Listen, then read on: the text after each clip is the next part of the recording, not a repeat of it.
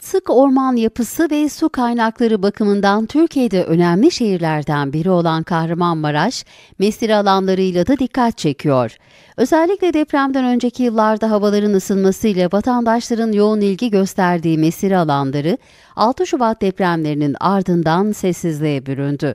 Şehir merkezinde bulunan Arslanbey mesire alanının boş hali drone'la havadan görüntülendi. Görüntülerde bank ve oyun alanlarının boş kaldığı görüldü.